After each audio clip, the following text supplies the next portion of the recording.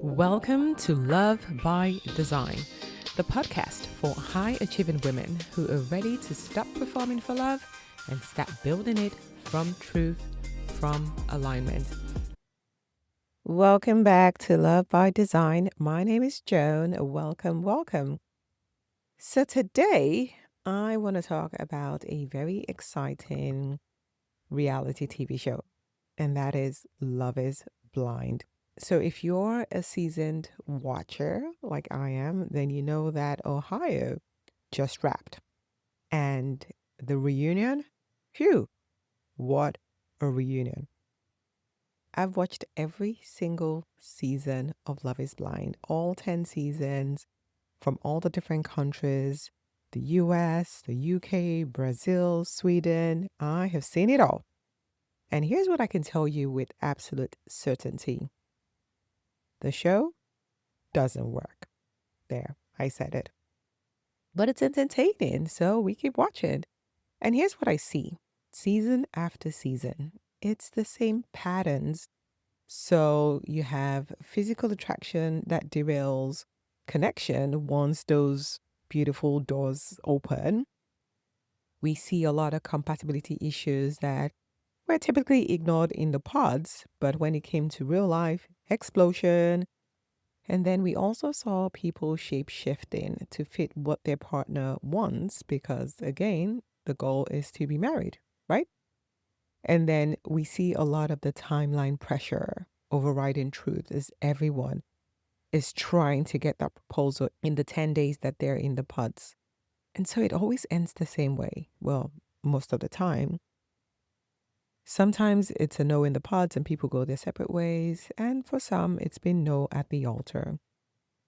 But in all the seasons, in all the 10 seasons that I've seen, last year, the UK season, something different happened because we were introduced to Patrick, who is a human design coach. And believe me, when I saw that, I was super excited because I thought, finally, someone who understands human design, someone who knows how to make decisions, even though they're in this pressure cooker situation. And that's exactly what he did. He did not let me down. He listened to his spleen because he's a splenic projector and he was able to say no. But guess what the world did? The world destroyed him for that. So we're going to talk about it a little bit. So in the pods, Patrick decided to end his dating with this lady. And he said it very succinctly. He didn't say my God or my head or my mind or I've been thinking. He said, my spleen is saying no. And then he walked away. If you let that sit in for a minute, it shows you just how profound human design can be. And here you meet somebody who actually knows how it works. And he's able to trust it in the moment because the spleen speaks usually just once. And it's something that you really should never ignore. But most of the time, what people do is they will get a splenic hit or a sacral hell no, or they will process it mentally or talk it out and still try to override it.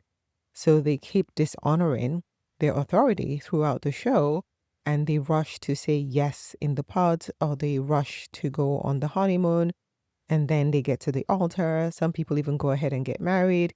And before we've even had a chance to move on to the next season, they call it quits. Talking about some of the cast members that we've seen on the show, we saw a lot of overriding happening.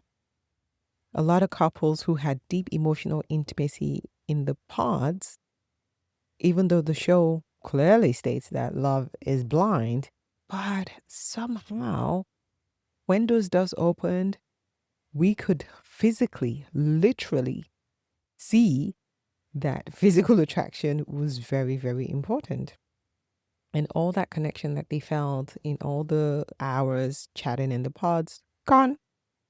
And then for some of those who even went along with it and managed to go on the honeymoon, we saw lots of tense conversations, lots of fights over big fundamental issues. And we even had a couple who one wanted kids and the other didn't want kids. And then at the altar, she decided that it's a yes, but thankfully he saw through it and didn't trust that last minute yes. Because again, this is how people shapeshift and override their intuition or their God or their plane just because they want to get to the altar, they want to get married. And let's not even talk about the one who had a wedding dress before she got on the show. The problem with the show is there's a lot of pressure. There is a lot of acting. There is a lot of performance. There is a lot of narratives, conditioning, all of that stuff going into play. And most of the cast members are not able to make decisions that are right for them during the show. And so we see this every season. A lot of people keep abandoning their truth just to fit the narrative of the show. They want to be the person who maybe the world will see as a great person who got married at the altar. And for some, they walk away becoming the villain, and social media and the rest of the world crucifies them for it. So here's what the show actually teaches us: ignore your gut. Push through your doubt, commit even when your body is screaming no, because guess what? Love requires sacrifice. It also teaches us that you should prioritize timeline over your truth. You have 10 days to fall in love, 10 days to propose, 4 weeks to get married, plus one honeymoon that happens before the marriage. If you don't move fast, you're not serious or you're not good enough. And that pressure has led people down a very dangerous and traumatizing journey. It also really pushes this idea of performance over authenticity, because imagine you're dating 10, 15 people in the pods. You're forced to try to say the right things so that you get selected. You try to be more vulnerable than maybe you usually would be because you're trying to force it just so that there's a connection. You cry. We've seen a lot of tears in the pods on the show. And then we've also seen a lot of people propose even when they're not sure. We've seen people just propose because they wanted to go on the honeymoon. And some even said yes at the altar too. Because guess what? The cameras are rolling. And it's very difficult to be able to be your true self when you're under that much scrutiny, and then you have a time clock that's ticking as well. The show really does push the narrative that fantasy matters more than reality. So it doesn't really matter whether the relationship or the connection is working. What matters is, does it look like love? Are you able to get married within such a short period of time? All of this stuff, that's the exact opposite of what conscious partnerships looks like or what conscious partnership says. Because conscious partnership is all about you listening to your body, honoring your truth, moving at your pace, not 10 days, not 4 weeks, at your pace, being able to choose from your design, how you are wired for love, not performing so that you get chosen. But these reality TV shows, Love is Blind, because I love this show so much, they are still selling us on the old model, the one where love is this feeling that you can fall into and then you just hope and pray and strive that it survives. This is the one where commitment is more important than clarity. And we heard it. We heard one of the fathers of the cast members says, when you commit, you stick to it. Even though the dude was saying, this wasn't for me. So this now makes the dude who said that the lady wasn't for him a bad guy, right? Because it's like you committed. You came to me and asked for my daughter's hand in marriage, and therefore you must be stuck there. So everyone will say, if you follow it through, you're brave. And if you say no, or you midway, you're like, okay, this isn't working, then no, you're the bad guy, you're a villain, you're a bad lady. It's both ways. You become the cruel person. And guess what? It's entertaining and the world is eating it up. And we're sitting behind our TV screens judging. So even though we keep saying we want conscious partnerships, we're done with the performance, we want something that is real and is deep and is aligned, when we look at TV, we're not really following that because we crucify those who are following their design. Again, I bring back Patrick because Patrick was really, really a shining light in that show because he showed us what it really looks like to really be feeling someone, but know deep down inside they are not for you and be able to walk away. That is real growth. That is somebody who has done the work to understand themselves. So we keep seeing where we're following all these gurus on social media, we're reading all the books, we're attending all the programs, we're doing all of the therapy, we're even learning human design.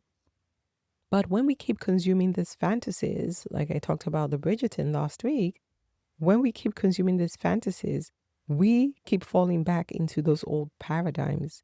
These shows are just for entertainment, but somehow we attach some measure or some format of how things are supposed to play out, which is not true.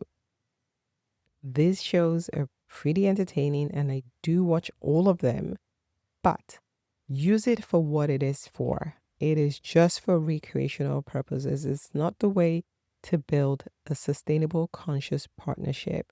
It doesn't work. With less than 10% of couples still together, well, we don't know whether they're happily together or not, but still together, it's not really working.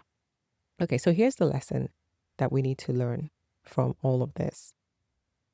The world will continue to force us to make certain decisions, even though we know it's not right for us. What we need to do is listen, but be discerning. Listen to your body, listen to your design, and only make decisions that are right for you. You do not need the world's approval. All you need is to honor your design and be authentically you. And that also includes saying no to things that aren't aligned with you. So if you want to get started on your journey of discovering how you are designed and wired for love, then I invite you to download your New Love Languages report, which is your Love Gates report, so that you can start your journey back to you and you can step out of this fantasy, keep it as the entertainment, and step back into your truth so that you can find and choose and attract and magnetize the love, the conscious partnership that is aligned for you. We are done with the performance. It's time for real, authentic love. Thank you for joining me on today's episode. And if it stirred something in you, trust that alignment isn't a concept, it is a calling. And if you're feeling the nudge to take this work deeper, then I want you to go ahead and book your Aligned Love Assessment, where we map your patterns, reveal what's keeping you stuck, and explore your journey to aligned love. Until next time, remember, you're not here to earn love, you're here to embody it. So keep dating by design, not by default. See you next week.